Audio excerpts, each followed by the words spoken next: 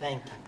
Dr. Isseroff, I know you are a psychiatrist, and normally we do not associate, physicians with games. However, as you know, recently a lot of physicians sort of changed their career. Many go into Congress, right? Become politicians. Last I counted, the new Congress or Senate Congress, there are at least 8 medical professions entered in the last election. We would like to know about your game, but before we get into your game, it's just for our audience benefit to know a little bit about you. Okay, your sort of past profession, your hobby, whatever leads to this game. Okay, yeah. So tell us a little bit about yourself. Well, the way I got involved with the game is a fairly long story and indirect, because it wasn't the purpose of whatever I was doing was to create a game. Mm-hmm. What happened was that I grew up rather sheltered. Mm-hmm. I went to parochial school, mm-hmm. and I wasn't really exposed to a lot of things. Mm-hmm. And as I got older and I opened my eyes and got to see the world a little bit more, mm-hmm. things that other people maybe knew or took for granted, I didn't. So mm-hmm. I was like a kid in a sense, but already an adult. Mm-hmm. So when I started to get involved, when I got introduced to something, it would be with a reaction, with the enthusiasm and interest, more like a kid. Mm-hmm. So you have a kid's heart in your heart. That's right. Uh-huh. So I started to make games up. Mm-hmm.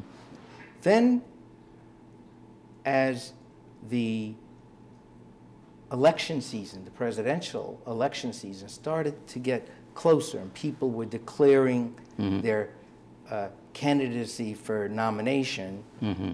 my kids, and quite frankly, my wife and I, got much more involved than we ever did before because for that particular election cycle.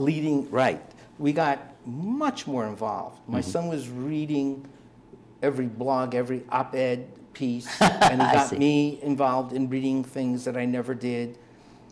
And being a psychiatrist, my whole thing in my field is, for me, is I want to know who the person is that I'm you try to understand people. I want to really understand them. Well, as we went through the election cycle, I guess I got curious about who were called the great presidents. Mm-hmm. I also was curious about what made some of the candidates tick. So I started to read Joseph Ellis first, about George Washington. Mm-hmm. And he actually made Washington come alive to some degree in a way that I never thought about Washington in terms of his humanity. Little stories about like many things. Yeah. Mm-hmm. Like, for example, how many people know that George Washington, for some reason, had a quirk where he had his clothes made in London, but when he gave the dimensions of his body for the tailor to make it, he would tell him that he is small build and 6 foot rather than 6'2". And then every time he would get his clothes, too short, he would write back, "You didn't do it right." And this would go on over and over. Mm-hmm. Now, it sounds a little strange, but when you start to understand that George Washington had a tremendous resentment towards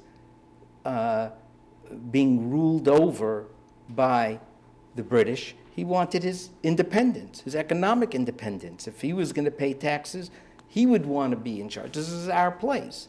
So for him and for Madison and for a lot of the other... One way to get back to Britain. What's that? I said one way to get to Britain is through the tailor. That's right. That's right. And that's what he did. Now, your game, okay? First, let's get a general, broad idea of what a game is all about. Just the title alone, who said what, okay, in the White House is very, very interesting. Okay, this name itself is very interesting. Certainly caught my attention, and I'm sure anybody has any interest at all with current events, with politics, with history, and so on, will be interested.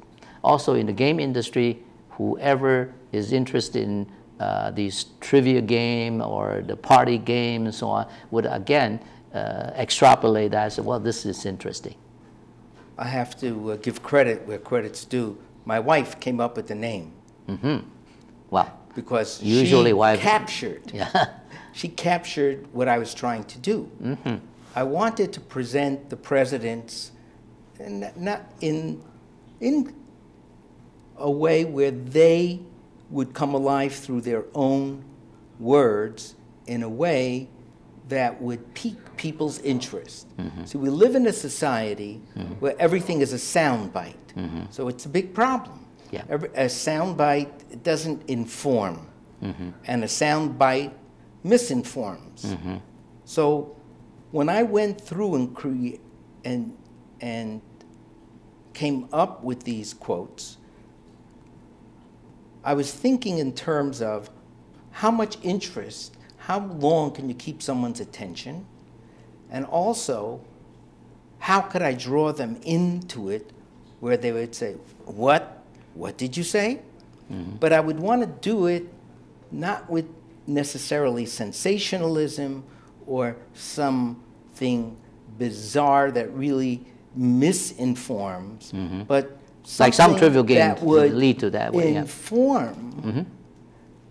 and capture interest, and maybe they would want to find out more about it. So basically, there's a lot of learning in this game. There's first of all, I assume that many of the things are from your research is factual statements in the Q&A sort of cards. That's right. That's true. Mm-hmm. I couldn't just do quotations, so I threw in other kinds of trivia because I wanted to make one of the problems I had when I tested it. Mm-hmm. When I first tested it with my friends, we would stay up till 3 in the morning playing mm-hmm. and talking, but we would only get you have to move around the board mm-hmm. and answer questions correctly. And if you answer a question correctly, you go again, mm-hmm. you or your team, until you either reach the end of one of the 7 eras it's broken up into. So the 44 presidents are broken into 7 eras. That's right. Mm-hmm. Or you come to the end of the era and then someone else has a turn. But I found that we'd stay up till 3 in the morning and we wouldn't get past Madison. So that wasn't good. Yeah. I had to figure. So well, what's the reason for holding that long is because when I did the quotations, yeah.